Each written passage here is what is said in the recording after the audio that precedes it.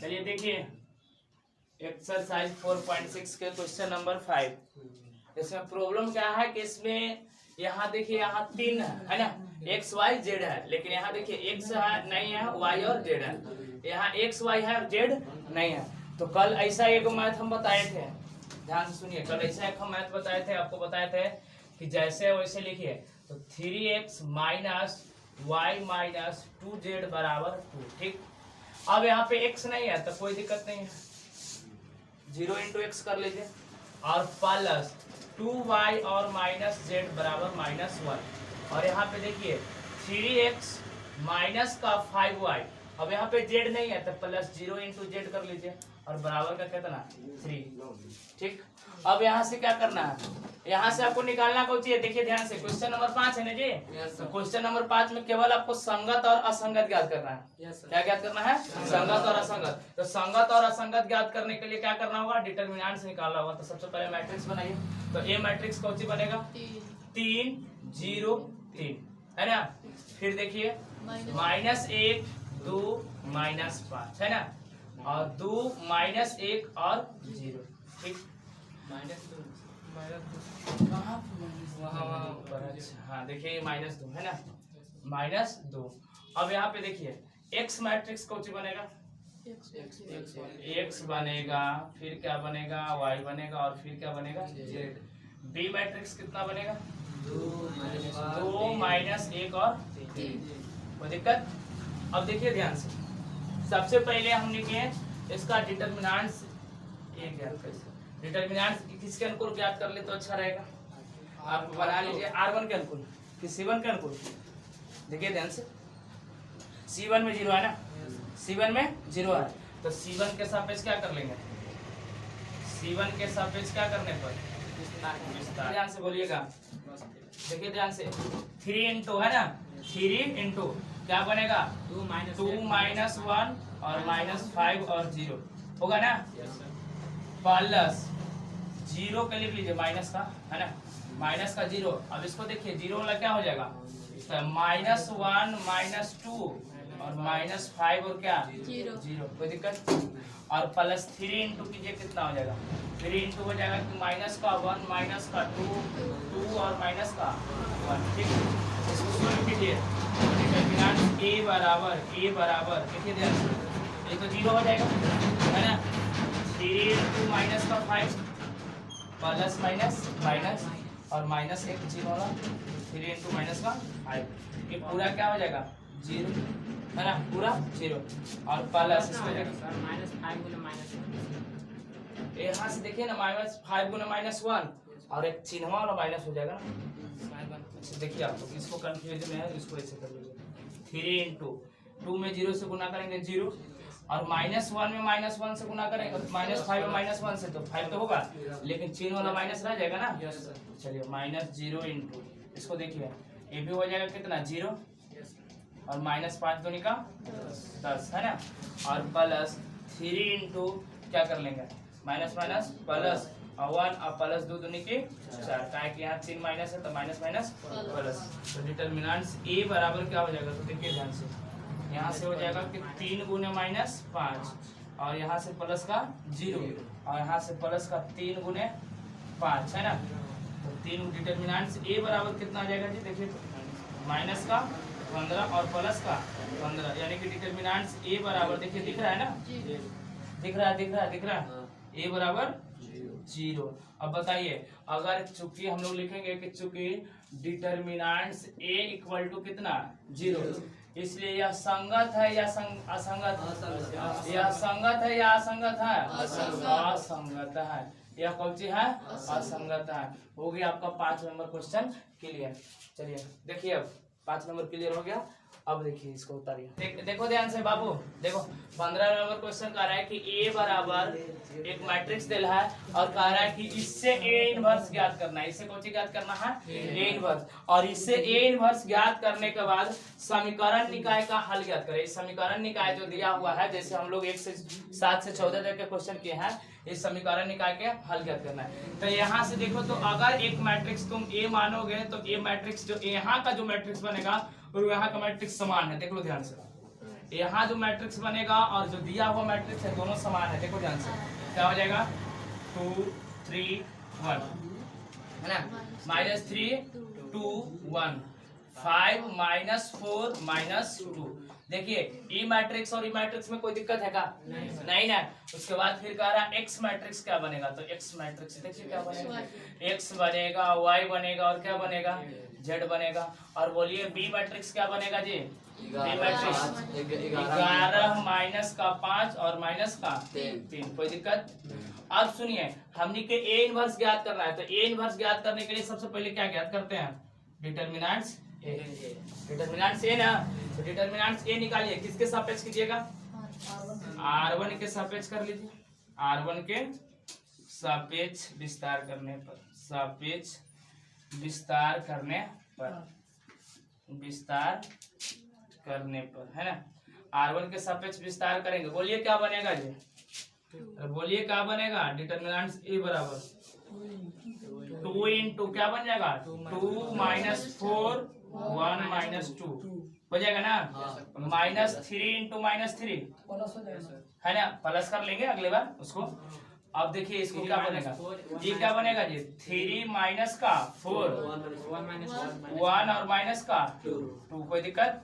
और plus 5 into क्या बनेगा 3 2 1 1 है ना। इसका निकालिए, दिख रहा है जी नीचे डिटरमिनेंट्स ए बराबर देखिए तो 2 इंटू इसको कीजिए तो 2 दूनी माइनस का 4 और प्लस का 4, ठीक, माइनस माइनस प्लस 3 इंटू 3 दूनी की प्लस का 4 और प्लस 5 इंटू देखो 3 माइनस 2। अब देखिए ऊपर नीचे नहीं ना दिखाई दे रहा, चलिए ऊपर देखिए ध्यान से। डिटरमिनेंट्स ए बराबर क्या आ जाएगा, डिटरमिनेंट्स ए बराबर देखिए ये तो खत्म हो गया कहानी, ये तो हो जाएगा कितना 0। इसको देखिए 2 बच गया ना, माइनस का 2 ना, तो माइनस का 3 इंटू माइनस का 2 और प्लस 5 इंटू 1। डिटरमिनेंट्स ए बराबर बोलो कितना आया, डिटरमिनेंट्स ए बराबर देखिए तो ध्यान से -6 + 5 -6 + 5 यानी डिटरमिनेंट्स ए बराबर कितना गया -1, ठीक।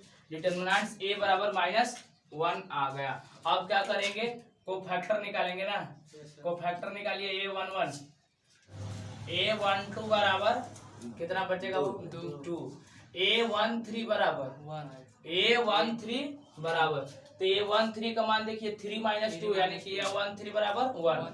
A21 बराबर कितना आएगा, तो 2 और 1 A21 बराबर कितना आ जाएगा, तो देखिए ध्यान से 2 और 1 है ना जी, तो निकालिए कितना आया, 1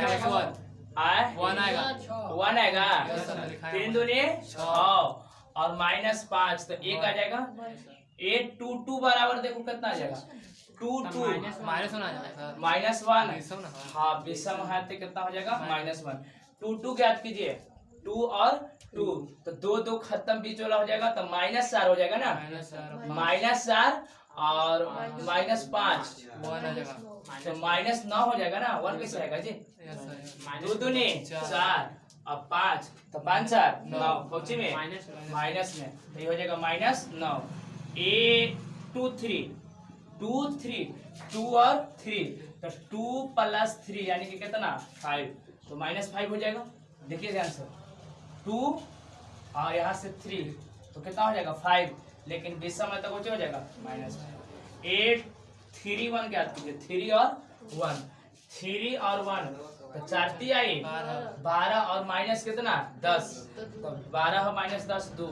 A32 क्या कीजिए 3 2 3 और 2 तो 2 चौका 8 2 चौका 8 माइनस में अब 15 तो कितना हो जाएगा जी 23 कौची में जी माइनस में प्लस में अरे तो माइनस वजह से है तो कौची में आ जाएगा प्लस 23, ठीक। और A33 क्या कीजिए तो A33 बराबर कितना आएगा चेक कीजिए A33 तो 4 और प्लस 9 है ना तो 9 और 4 13, ठीक। अब ये ज्वाइंट ए निकालिए, ये ज्वाइंट ए बराबर ये जो उसके बाद कितना आ जाएगा 2 उसके बाद 1 डायरेक्ट ज्वाइंट निकाल रहे हैं, ट्रांसपोज नहीं करेंगे ना, नहीं सर ट्रांसपोज नहीं करना है यहाँ पे -1 -9 -5 है ना, और फिर क्या आएगा 223 है, ज्वाइन टेबल में। अब ए इनवर्स बराबर लगाइए फार्मूला, तो ए इनवर्स बराबर कौन सी होता है जी फार्मूला जी, 1 upon determinant A I into A joint A. तो ए इनवर्स बराबर कितना आ जाएगा बाबू, तो 1/-1, और इसका मान कर लो तो क्या हो जाएगा 0 -1 2 2 -9 और 23 है ना, और फिर क्या है 1 -5 और 13। अब देखो ध्यान से, इसको चिन्ह बदल जाएगा ना, यस सर। तो ए इनवर्स बराबर क्या हो जाएगा, जो प्लस है वो माइनस में और जो माइनस है वो प्लस में। तो ए इनवर्स बराबर तुम्हारा आ गया, देखो ध्यान से, ए इनवर्स बराबर आया 0 1 -2 है ना, -2 9 -23 है ना, -1 5 और कितना हो जाएगा 13 है ना, इतना हो गया। अब x बराबर कौन सी होता है, x बराबर होता है a इनवर्स b, अभी लाइट आया जी, x बराबर a इनवर्स b। तो देखिए तो x का मान कौन सी दे रहा है, देखिए तो x का मान है x y और z। यहाँ बोल रहा है कि a इनवर्स ज्ञात कीजिए, हाँ a इनवर्स का प्रयोग करके a इनवर्स प्रयोग करके समीकरण निकाय का हल ज्ञात कीजिए। करना वही है, खाली तुमको इसलिए दे दिया है ताकि तुम कंफ्यूज रहो, ठीक है। इसका मैट्रिक्स और इसका मैट्रिक्स 2 आया था, तो अरे नहीं देगा फिर भी हम निकालेंगे, और देगा फिर भी हम निकालेंगे, कोई दिक्कत। चलिए देखिए ए इनवर्स का मान रखिए यहाँ पे, कितना आ जाएगा 0 1 -2 -2 9 -23 -1 5 और आई इनटू का x का और b का वैल्यू बोलो, b का वैल्यू जी 11 -5 और -3, 11 -5 और -3। अब नहीं निकल जाएगा जी, अरे बोलो निकलेगा या नहीं निकलेगा, x y z बराबर गुना करो भैया, गुना करना सिखाए थे ना, क्या करेंगे पहली लाइन के उठा के खड़ी लाइन में करेंगे है ना, पहली लाइन उठाएंगे और कौन में करेंगे खड़ी लाइन। तो देखिए 0 गुने 11 प्लस 1 गुने -5 प्लस -2 गुने -3, कोई दिक्कत हो गया। चलो अब दूसरा कीजिए, दिख रहा है ना जी x y z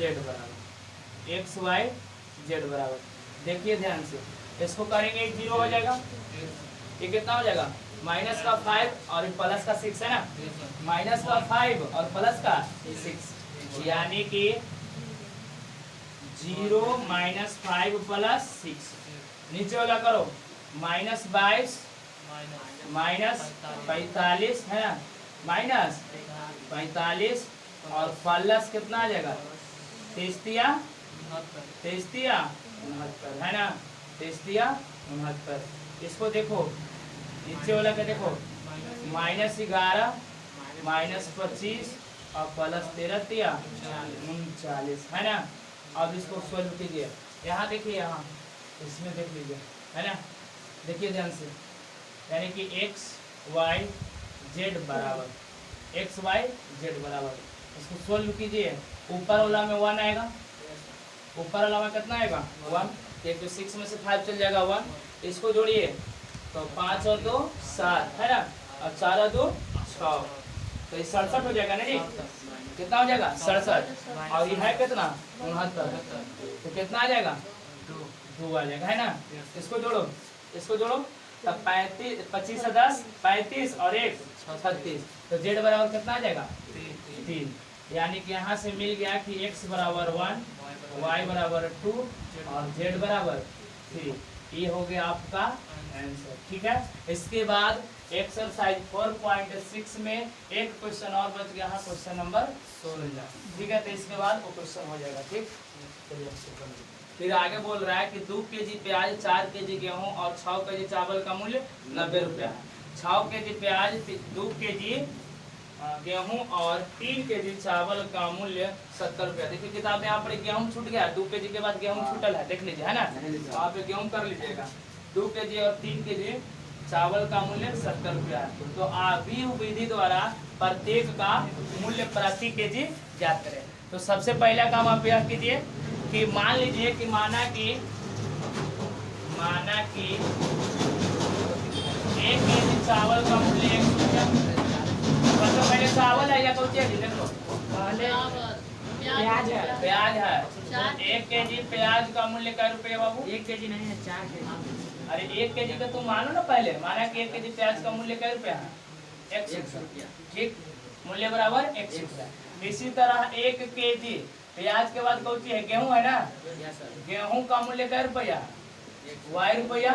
और इसी प्रकार 1 केजी कौन सी है जी? चावल का मूल्य क्या रुपया है? ठीक, यहाँ तक कोई दिक्कत? अब देखिए प्रश्न से, अगर अच्छा देखिए 1 केजी का मूल्य अगर 100 रुपया है तो 4 केजी का मूल्य कितना हो जाएगा? 4 100 होगा ना जी। अरे 4 केजी का मूल्य क्या हो जाएगा? 4x। तो 4 केजी है कौन सी? प्याज। 3 केजी कौन सी है? गेहूं। तो 1 केजी के Y रुपया, तो 3 केजी के 3Y।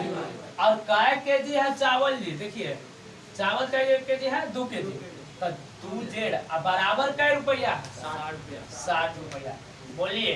इसी प्रकार आगे चलिए, तो आगे कह रहा है कि 2 केजी प्याज, तो 2x प्लस कै केजी है? 4 केजी गेहूं, 4y और प्लस 6 केजी चावल का मूल्य कै रुपया है?